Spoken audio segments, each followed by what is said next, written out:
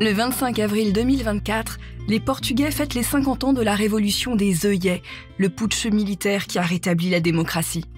Cette révolte a été menée sans faire couler le sang, avec un œillet à la boutonnière des participants.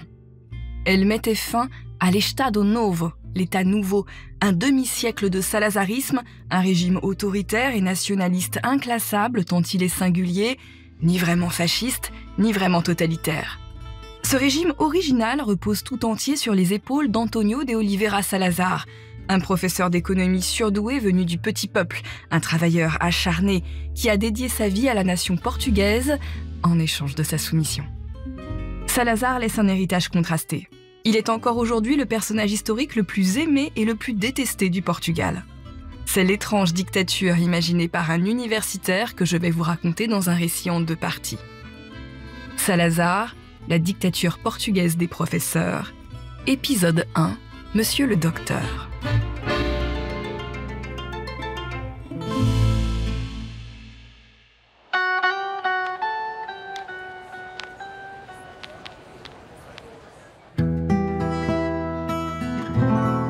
Nous sommes à Braga, au Portugal, le 28 mai 1936. Le professeur Antonio de Oliveira Salazar, le président du Conseil des ministres, l'homme le plus puissant du Portugal, se tient sur un balcon d'un bâtiment public de la ville. En contrebas, la place est noire de monde. La télévision est là. Salazar, la cinquantaine, mince, l'air sévère, ne souriant pour ainsi dire jamais, déteste les grandes messes publiques. Il n'a rien d'un orateur populiste en mal d'applaudissements, contrairement à Hitler ou à Mussolini. Le culte de la personnalité ne l'intéresse pas. Tout ce qui compte pour lui, c'est la grandeur du Portugal. Tout ce qu'il entreprend sert les intérêts de sa nation. Et s'il faut de temps en temps en passer par les grands discours, ma foi, il faut bien se forcer un peu. Surtout qu'aujourd'hui, on célèbre les 10 ans du coup d'État de 1926, quand l'armée a mis fin à la Première République, un régime instable et corrompu qui s'employait entre autres à détruire la foi en Dieu, un péril mortel pour Salazar qui se sent investi d'une mission divine. Enfin, les caméras commencent à tourner. Salazar s'approche des micros. Il est entouré de ses ministres et de militaires, des hommes pour qui il a la plus haute estime. Il n'aime que les hommes intelligents et compétents. Il tient entre ses mains les feuilles sur lesquelles il a rédigé un discours concis et commence à lire avec l'énergie de ceux qui sont convaincus par leurs propos. Il rappelle les valeurs qui doivent unir la nation et fédérer tous les Portugais. Sa voix est un peu aiguë, il n'a pas les modulations théâtrales d'un Joseph Goebbels. Salazar est un homme sérieux, serein et autoritaire, soucieux d'imprimer sa doctrine dans la tête du peuple. Je le cite. Aux âmes tourmentées par le doute et la négativité du siècle, nous cherchons à rendre le confort des grandes certitudes. Nous ne discutons pas Dieu et la vertu. Nous ne discutons pas la patrie et son histoire. Nous ne discutons pas l'autorité et son prestige. Nous ne discutons pas la famille et sa morale. Nous ne discutons pas la gloire du travail et ses devoirs. Et il conclut ainsi avec ce pragmatisme qui le caractérise. La philosophie et les philosophes ou les rêves des rêveurs ne valent rien face à ces réalités. Cette allocution est considérée encore aujourd'hui comme l'un des plus beaux discours de droite nationaliste partout en Europe.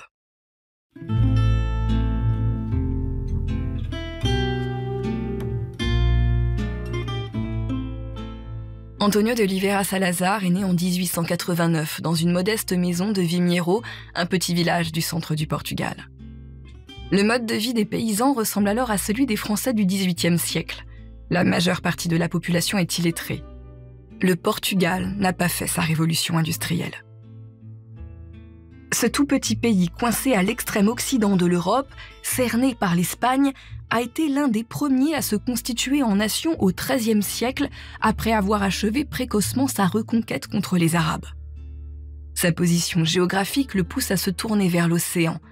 Vasco de Gama, Magellan, ces navigateurs ont révolutionné la connaissance des mers et participé à la fondation d'un empire ultramarin sur 4 continents. Le Portugal est une puissance coloniale majeure dès le XVIe siècle. Mais comme ses richesses viennent de ses colonies, le royaume néglige son développement interne.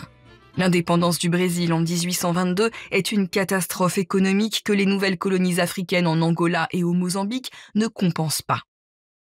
Le Portugal s'appauvrit alors que l'Angleterre, la France puis la Russie s'engagent tour à tour dans leur lucrative révolution industrielle. À l'aube du XXe siècle, le pays est donc très pauvre par rapport à l'Angleterre ou à la France. Dans un tel contexte, le jeune Antonio aurait pu devenir un modeste paysan. Mais sa mère, qui l'aime par-dessus tout, pressent son potentiel et tient à lui donner une bonne éducation. Dès l'âge de 11 ans, Antonio est envoyé au séminaire de la ville de Viseu, dans le centre du pays, où il étudie et développe une foi profonde en Dieu. Il se rêve même prêtre. Mais les événements politiques de 1908 vont changer son destin. Les républicains portugais, manifestement portés par le carbonarisme, une société secrète et politisée à gauche, fomentent un coup d'État contre le roi Carlos Ier de Portugal et son héritier. Ceux-ci sont tous les deux assassinés.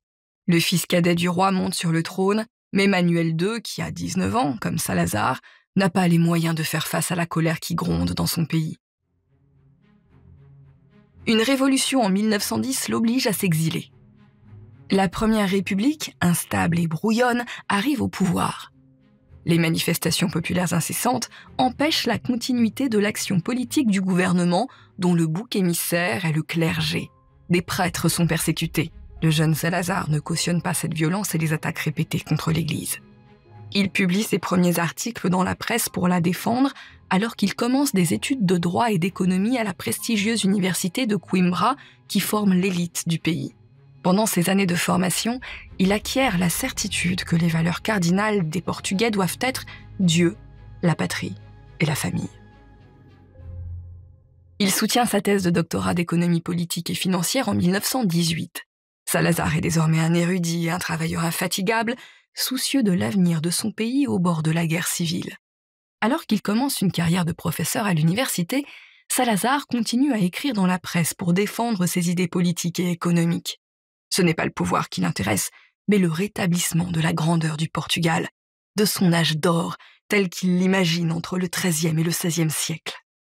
L'instabilité politique est toujours le terreau fertile des coups d'État. En 1926, le général Gomes da Costa mène depuis la ville de Braga un putsch contre la Première République. Son orientation idéologique est mal définie, mais une chose est certaine. Il prépare une nouvelle république aux allures de dictature.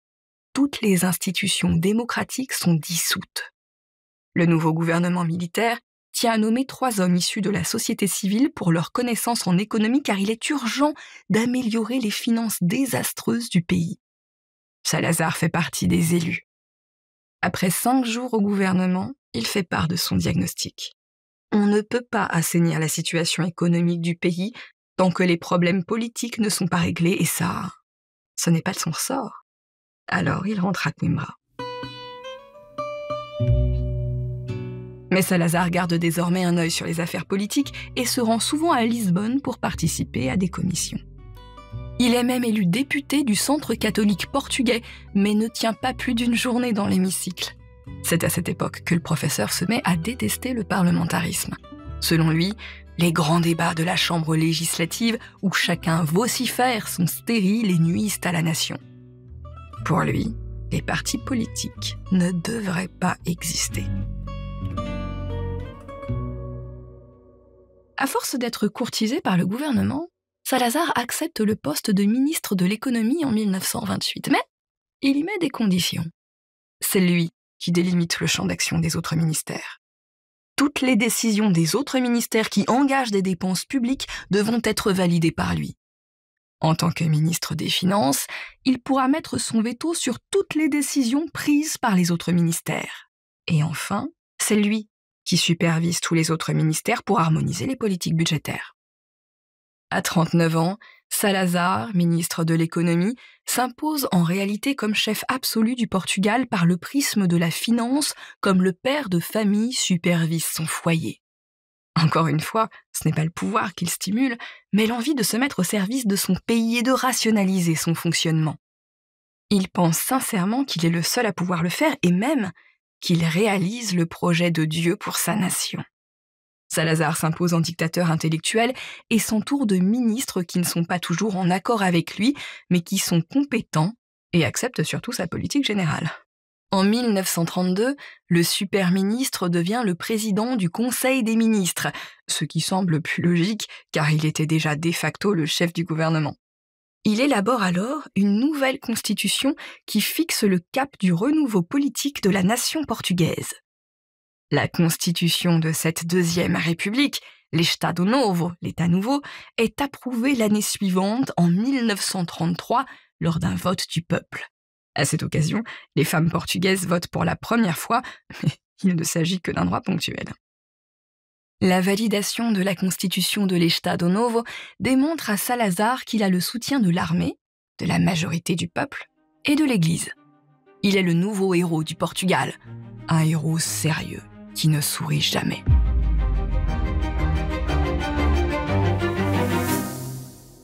Maintenant, du point de vue de l'historien, le plus compliqué est de définir l'Estado Novo. Ce n'est pas vraiment un fascisme puisqu'il n'y a pas de culte de la personnalité ni de velléité expansionniste. Ce n'est pas vraiment un totalitarisme non plus. Certes, il n'y a pas de parti d'opposition, mais il n'y a pas de parti unique non plus. L'Union nationale de Salazar n'est pas conçue comme un parti politique, mais comme le groupement de toutes les bonnes volontés déterminées à œuvrer pour le bien de la nation. On y trouve des monarchistes, des républicains nationalistes, des conservateurs, des démocrates chrétiens, c'est-à-dire tout sauf la gauche, même s'il y a chez les démocrates chrétiens une dimension socialiste que Salazar ne renie pas. Finalement, l'Estado Novo, c'est une dictature autoritaire dans la mesure où Salazar dispose de tous les pouvoirs. Dans les faits, l'autorité et les décisions du chef du gouvernement peuvent être contestées par le président de la République. Sauf que le président est désigné parmi les proches collaborateurs politiques de Salazar et que s'il s'oppose à lui, il ne sera pas représenté à l'élection suivante. En gros, le président est là pour inaugurer les chrysanthèmes et le vrai chef du pays, c'est le Premier ministre. Pour résumer ce qu'est ce régime unique, ce que les historiens qualifient d'exception portugaise, on peut dire que l'Estado Novo est une dictature antilibérale, anticommuniste et antidémocratique, conservatrice et intégriste, avec une petite dimension socialiste qui essaye de trouver sa propre voie économique au service de la nation portugaise unifiée autour d'une histoire commune et de valeurs communes, Dieu, patrie, famille. Le Portugal de Salazar ne se réduit pas à sa métropole. C'est un empire ultramarin et multiracial. En d'autres termes, c'est un empire colonial que le nouveau dictateur va moderniser et faire entrer dans le concert des nations. Le professeur de Coimbra, issu d'une famille pauvre, est à la tête de son pays pour le meilleur et pour le pire. Mais la politique internationale va venir bousculer son agenda.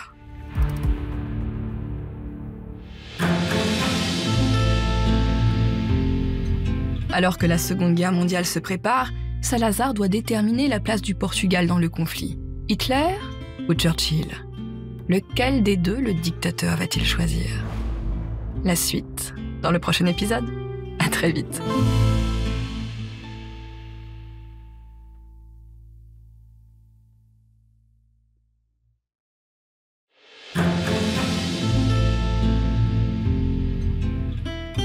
Salazar a été le chef du gouvernement portugais pendant près de 40 ans. Cet économiste austère a mis en place une dictature administrative unique qu'il a appelée l'Estado Novo, l'État nouveau. Il est parvenu à protéger le Portugal de la Seconde Guerre mondiale, à redresser son économie, mais s'est heurté aux guerres de décolonisation. En refusant de perdre son empire ultramarin, Salazar a mécontenté l'armée et le peuple. Son régime s'effondre peu après son décès lors de la Révolution des œillets, une révolte sans mort, avec des fleurs à la boutonnière.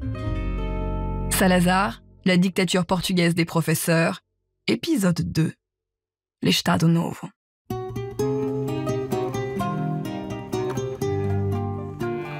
Il n'existe qu'une seule photo officielle sur laquelle Salazar, le dictateur portugais, sourit.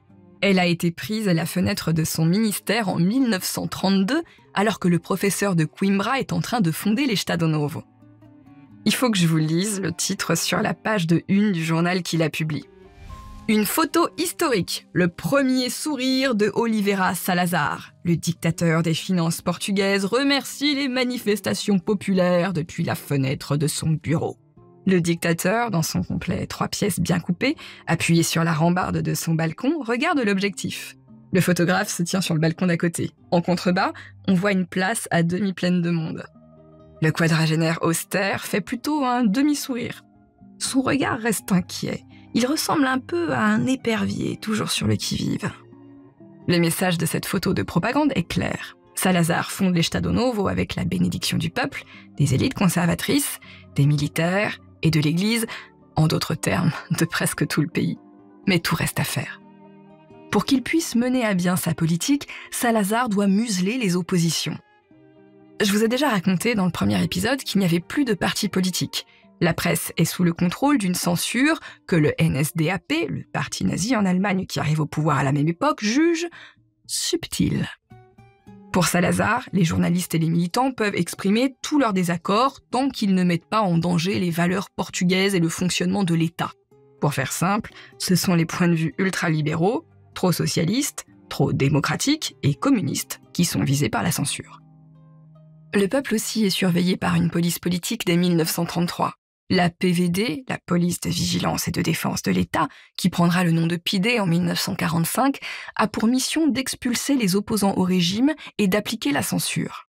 Dans les faits, ça veut dire que la police politique peut procéder à des arrestations préventives et mettre ceux qu'on appelle essentiellement os comunistas, les communistes, en prison.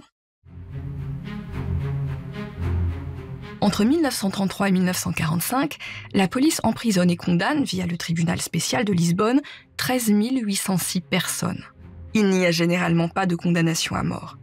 Finalement, ces détentions sont assez marginales si elles sont rapportées à une population d'environ 7 224 000 personnes à cette époque. Mais la peur et la soumission sont là. Dans le moindre village, celui qui ose critiquer le régime ou remet en question l'autorité du prêtre de la paroisse est traité de communiste et menacé de délation. Cependant, en échange de sa docilité, le peuple a des gratifications. Salazar, qui est lui-même un pur produit de la méritocratie scolaire, veut que chaque petit Portugais puisse aller à l'école. Si à son avis l'université doit être réservée aux plus capables et devient encore plus élitiste qu'auparavant, chacun doit avoir accès à l'instruction pour avoir une chance de se distinguer. Il n'y aura donc pas une habitation située à plus de 2 km d'une école. Et c'est vrai, chaque petit village possède son propre établissement primaire. Ce pays de paysans illettrés accède massivement à l'éducation de base. Je vais vous raconter quelque chose de personnel. Bon, c'est pas dans mon habitude, mais ici, ça fait sens. Quand j'étais petite, j'adorais feuilleter le manuel de primaire portugaise de ma mère. Il datait des années 1960. Il y avait plein de dessins pastels qui représentaient des familles heureuses, des petits-enfants adorables qui embrassaient leur père qui rentrait du travail et leur mère qui prenait bien soin d'eux. Toutes les disciplines étaient mélangées, ce qui donnait une impression de variété et l'envie de tourner la page. Il y avait des exercices de maths avec des jolies billes pour apprendre à compter, de l'orthographe avec des animaux, et entre tout ça, des leçons de morale civique et religieuse. La seule chose qui m'interrogeait était les pages de garde. Sur celle du début du livre, il y avait des petits garçons qui faisaient des activités de garçons. Ils bricolaient, ils se poursuivaient, ils étudiaient, ils pêchaient, ils dessinaient. Et sur la page de garde à la fin du livre, il y avait les activités des petites filles. Elles jouaient à la poupée, à la maman, s'occupaient du linge, faisaient la cuisine, etc. C'était la seule chose qui me chiffonnait. Je trouvais le côté des garçons tellement plus marrant. Je réalise maintenant que moi, la petite écolière française biberonnée à l'école de la République, je ne comprenais pas du tout ce que je voyais. Je ne comprenais pas que ce joli manuel préparait tous les enfants portugais de l'Estado Novo à tenir un rôle bien déterminé dans la société et à faire leur les valeurs du salazarisme, Dieu, patrie, famille, et puis une famille bien traditionnelle. Mais pour les enfants, les manuels scolaires, ce n'était pas tout. Ils fréquentent aussi, de manière quasi obligatoire, la Mocidade, un mouvement proche du scoutisme encadré par l'État. La Mocidade permet de renforcer les sociabilités et de faciliter la cohésion de tous les membres de la société portugaise. C'est une prolongation de la famille. Salazar encourage toutes les formes de sociabilité populaire qui fédèrent les Portugais. Il fait bâtir dans de nombreuses villes et villages des maisons publiques où les gens peuvent se réunir pour pratiquer des activités comme les danses folkloriques. Mais ce sont des lieux où les ouvriers peuvent se réunir pour parler de l'amélioration de leurs conditions de travail, dans la mesure où ça ne déclenche aucun heurt ni aucune grève. En gros, une version allégée des syndicats est tolérée parce que le régime de Salazar est corporatiste. Le groupe y est important, mais l'ordre domine. Son slogan ? Tout pour la nation, rien contre la nation. En économie, le corporatisme encadré de loin par l'État empêche les situations de monopole qui détériorent le marché. Salazar ne veut ni des grands monopoles des puissances capitalistes, ni d'un monopole d'État comme chez les communistes. Il cherche la voie de l'équilibre entre ces deux extrêmes. Grâce à toutes ces mesures, l'identité portugaise est renforcée, l'économie de marché est régulée. Il faut maintenant développer le Portugal. Salazar lance une politique de grands travaux. Il étend le réseau routier et ferroviaire. C'est lui qui lance les travaux de l'immense pont suspendu qui enjambe le Tage, le fleuve qui traverse Lisbonne. C'est un ouvrage qui ressemble à s'y méprendre au pont emblématique de San Francisco. Il portera d'ailleurs le nom de pont Salazar, avant d'être rebaptisé le pont du 25 avril après la Révolution des œillets. Le dictateur bâtisseur est aussi soucieux de glorifier le Portugal à travers de nouveaux monuments. Il fait par exemple ériger près du port le monument aux découvertes qui représente, parmi d'autres figures marquantes, les explorateurs Vasco de Gama et Magellan. Salazar pense également à la monumentalité à hauteur d'enfant. Près de Coimbra, il ordonne l'ouverture d'un parc d'attractions baptisé le Portugal des Petits, qui concentre tous les trésors de l'architecture portugaise, des châteaux médiévaux jusqu'à la maison traditionnelle rurale, et aucune de ces constructions ne fait plus de 2 ou 3 mètres de haut. Mais le cœur de la politique de Salazar, c'est l'économie, sa spécialité. Je vous disais dans le premier épisode que le Portugal n'avait pas su prendre le virage de la révolution industrielle et que le pays s'enfonçait dans la pauvreté suite à l'indépendance du Brésil. Pour assainir l'économie, il s'attelle donc à réduire la dette extérieure. En contrôlant personnellement toutes les dépenses de l'État, il y parvient puisque la dette extérieure passe de 44% du PIB en 1926 à 5% en 1940.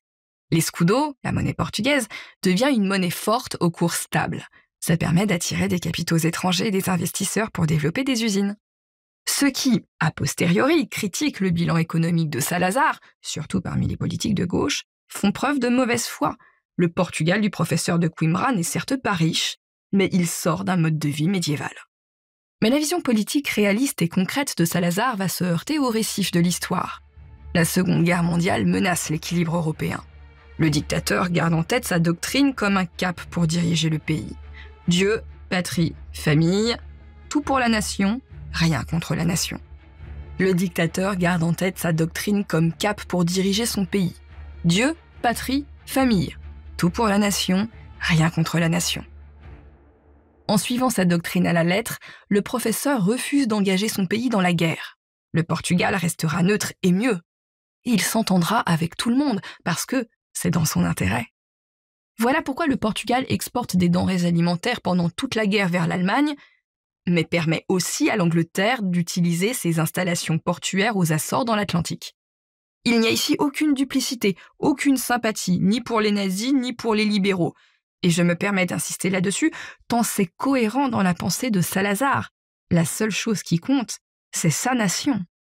Salazar est aussi très prudent vis-à-vis de l'Espagne.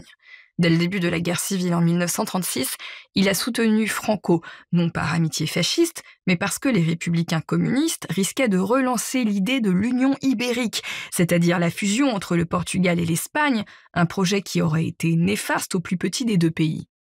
Et lorsque la Seconde Guerre mondiale commence, le dictateur s'impose sur la scène internationale comme un médiateur entre l'Espagne et les Alliés, notamment avec les Anglais dont les Portugais sont historiquement proches. Salazar devient ainsi un stratège diplomatique dont le seul but est de préserver la neutralité de la péninsule ibérique.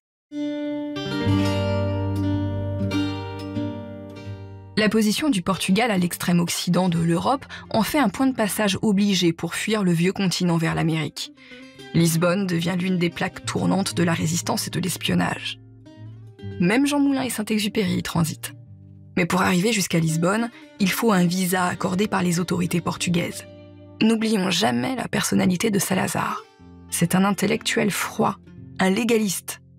Il n'est pas antisémite, et l'antisémitisme est d'ailleurs très marginal à cette époque dans le pays, pour ne pas dire anecdotique. Mais le dictateur ne veut pas pour autant ouvrir les vannes et accorder des visas à tour de bras pour fuir l'Europe, notamment aux Juifs, parce qu'il ne veut pas se fâcher ni avec l'Allemagne, ni avec l'Angleterre. Lorsqu'il apprend que le diplomate Aristide de Sousa Mendes, basé à Bordeaux, a mis en place une véritable usine à visa qui marche jour et nuit pour en accorder un maximum aux Juifs, il le démet de ses fonctions et lui inflige un procès devant une cour administrative. Ce qui embête le plus Salazar, c'est que les Anglais accusent Sousa Mendes de crime pour le trafic de papiers internationaux dans lequel il avait fini par se lancer pour sauver des vies. En effet, certains immigrés devaient arriver en Angleterre avec des papiers tamponnés par le Portugal sans accord préalable des Britanniques.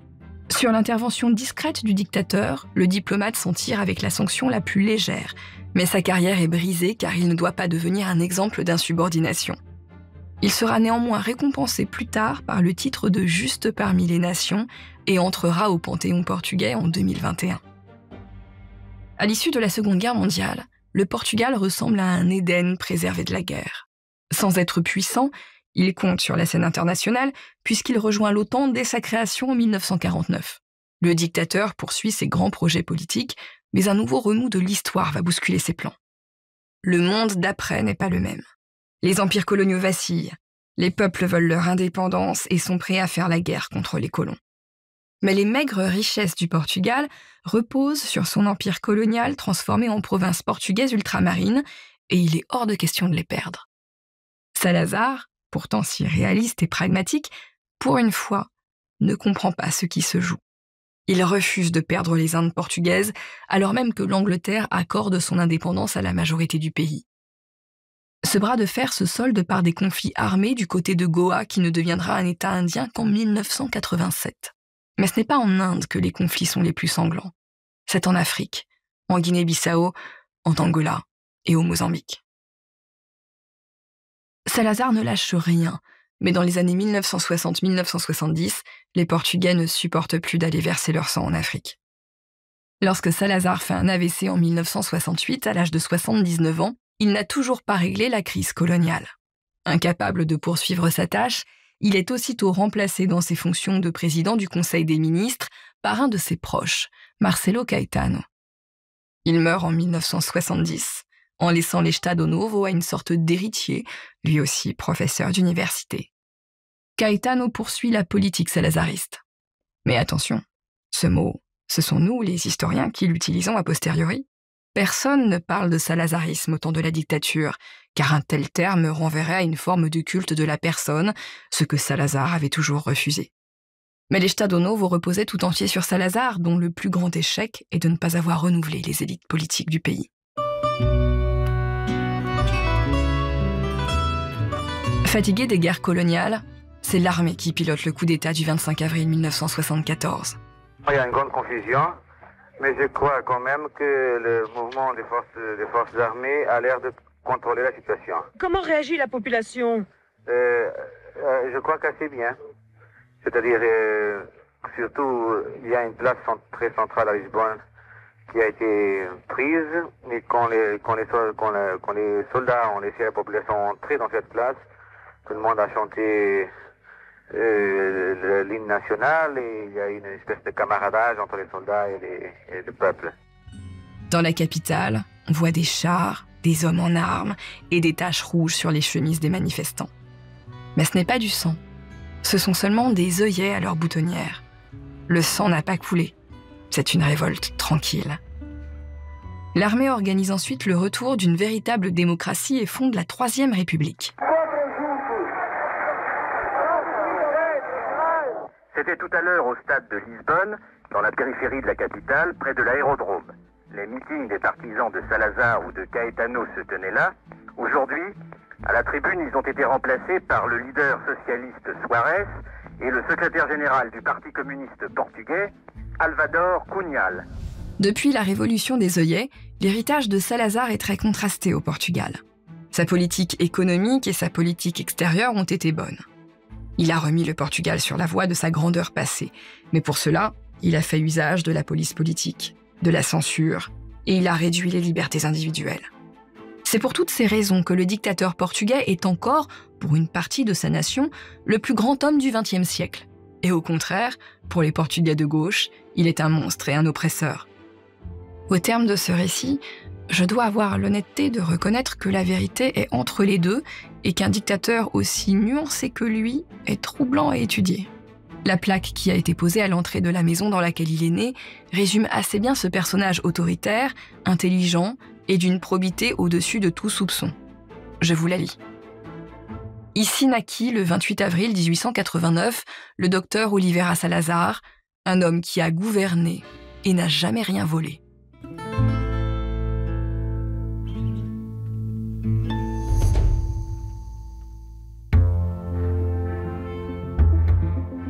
Au cœur de l'histoire est un podcast produit par Europe 1 Studio. À la production, Caroline Garnier. À la réalisation, Nicolas Gaspard. À la direction artistique, Julien Tarot. À la composition des musiques originales, Julien Tarot et Sébastien Guidis. À la communication et à la diffusion, Nathan Laporte et Marie Corpet. Et moi, la plume et la voix d'Au cœur de l'histoire, je vous retrouve tous les jours en podcast sur votre appli favorite et tous les week-ends sur Europe 1 à 15h. À très vite.